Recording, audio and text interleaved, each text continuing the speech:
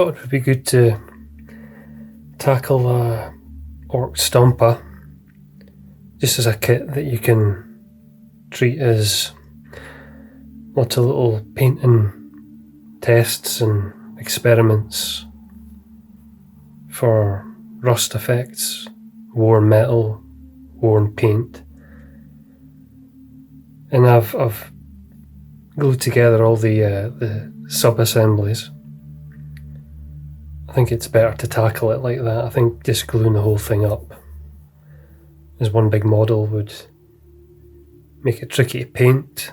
And I think there'd be something better in tackling each piece on its own as much as possible, just to keep the range of rusted metal effects separate as much as possible. Can't really do that with the main body. Kind of comes as one big lump, and all these individual panels are moulded in. So I mean, that might take quite a bit of paintwork to do that with lots of different colours. The idea being that these things are clearly just constructed from scrap metal and recovered equipment and vehicles from the battlefield, scavenged pieces of metal cut up and loosely bolted together and welded together.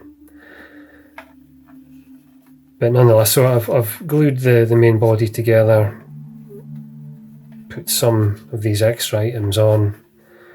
I think because it's an orc construction, it's nice to have all these extra little bits poking out, little platforms on the back that the Gretchen or Grots or whatever you call them can be shown standing on them. And the idea is going to be to try and just get as many different colours onto it as possible. The two weapons, this big chainsaw thing, lots of nice detail on it. The thing that took the longest in the kit, it's a good kit, it's good value for money. I don't know if they're still for sale or not. You may have to go to eBay. But it is an impressive kit, how much stuff you get there.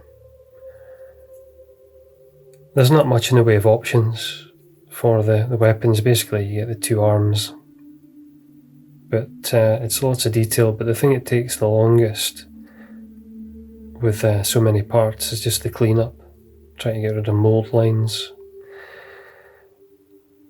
and the little nubs where you chop off the sprue.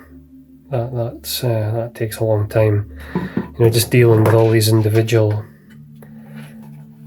little cut-offs of I-beams. You know, each one of them's got mould lines and whatever that need tidying up, so it does take a long time.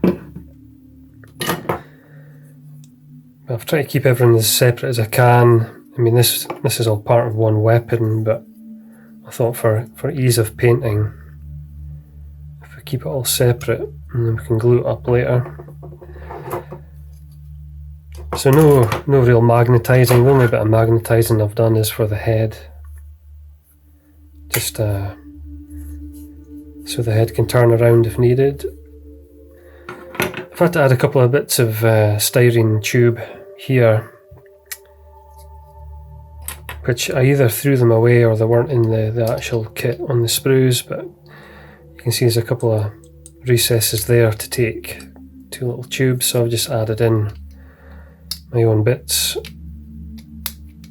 just so that it can kind of all fit together as it should. It's a great design. You know, these chimneys on the back, really well designed. I'm going to go for this big faceplate thing for the front. I think that's going to look good on there.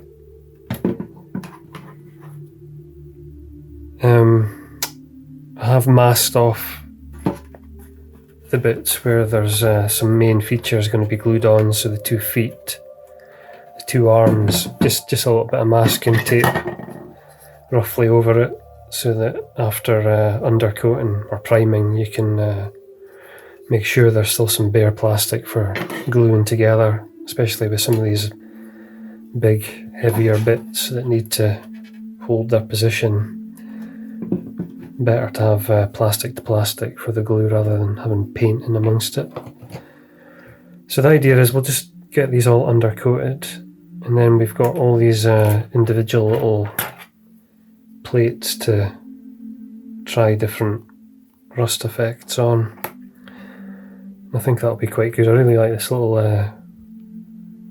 it's almost like one of the killer cans that's going to sit on top of a shoulder. A little goblin in there, that's really good. So that's what we're going to do, the undercoating or priming. I'm just going to use some different colours. I've got a nice Tamiya oxide red, and then I've just got some other tins to use up. I mean, there's a matte grey, a brown by Montana Gold, and then whatever's left of this sand colour. And the idea will be just to spray each of those across all of them, just to get kind of a mixed mess of different brown shades on them, and that'll act just as a background rusted metal. And then we'll see how we go. It won't be a series that'll happen quickly, you know, there's a lot to paint, and I'm intending just to have all the bits in a bag, and every now and then when I feel like doing something just for a bit of fun, to do some rusted metal or worn paint effects, I'll just grab a bit and record it and see how it goes. But it should be good to do. The ones I've seen, often people just paint them all almost one colour, and I think it would be worth, if possible, getting as many different colours on these panels as you can, but whether that's just too much work, I don't know. So we'll see how it goes. Probably a mixture of things: airbrush and paintbrush work, sponge, and then different techniques for the rusted metal paintwork would be hairspray technique, salt, chipping mediums. We can try them all and see how they look.